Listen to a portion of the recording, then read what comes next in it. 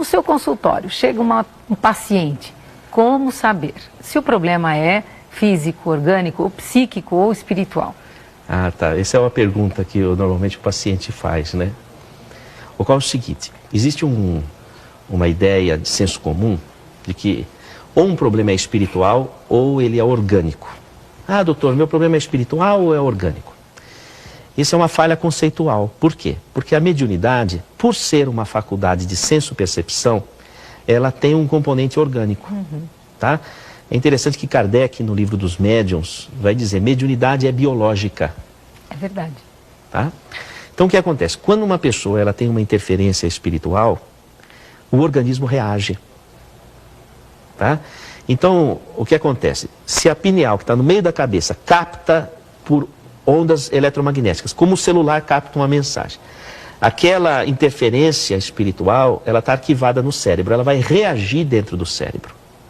Então, quando há uma aproximação de um espírito, na nossa casuística nós observamos que há uma tendência a uma resposta adrenérgica, adrenalina. Então a pessoa acelera o coração, aumenta o fluxo sanguíneo dos rins, então a diurese aumenta o fluxo sanguíneo da cabeça. Então, por exemplo, uma interferência de uma entidade negativa, ela pode provocar dor de cabeça. Por quê? Porque aumenta o fluxo da cabeça, o fluxo sanguíneo. Aliás, Jung já havia percebido isso. Nós vamos encontrar no grande psiquiatra Carl Gustav Jung, obras completas, segundo capítulo do primeiro volume, O Médium Espírita. Ele observa uma mulher franzina, jovem, que apresentava fortes dores de cabeça após as interferências espirituais, que ele chama de ataques.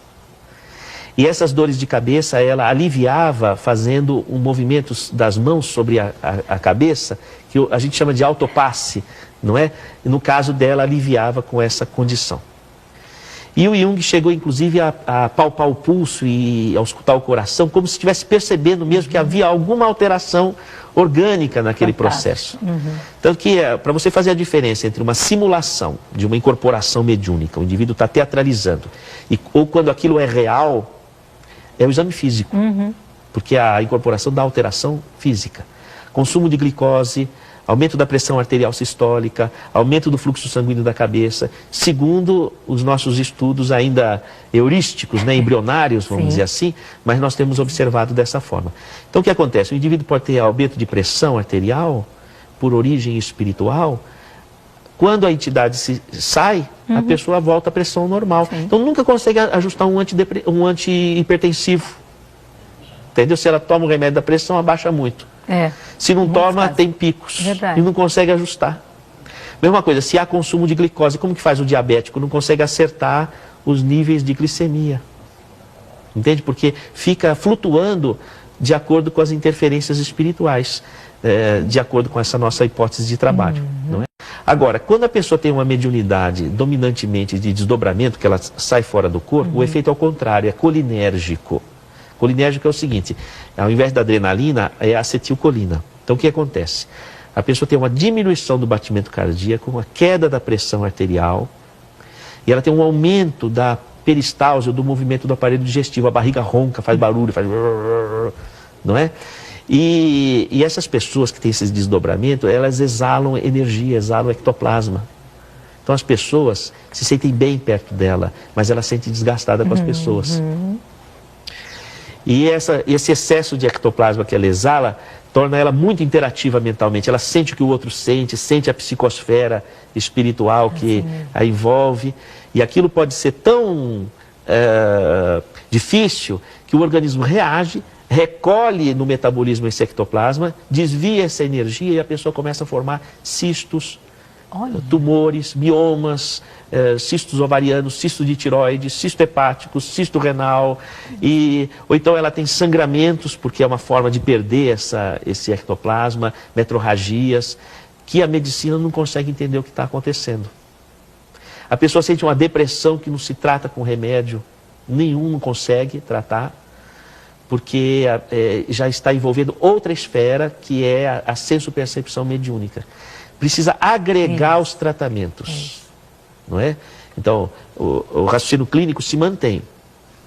Você vai tratar o sintoma. Lógico. Quando a pessoa não tem controle, com o medicamento, até que ela possa ter controle. Ela precisa de apoio psicoterápico para poder se encontrar. É aquela história da árvore com a raiz, a identidade, não é? E o tratamento e depois o exercício mediúnico. Eu coloco os meus pacientes, assim que estão numa condição melhor, para doarem de si. Sim. Então esse exercício faz com que eles se tornem proativos e comecem a saber, aprende a lidar com esse domínio da senso-percepção, seja da influência espiritual, seja da doação de energia. Então eu coloco sob minha supervisão, não é?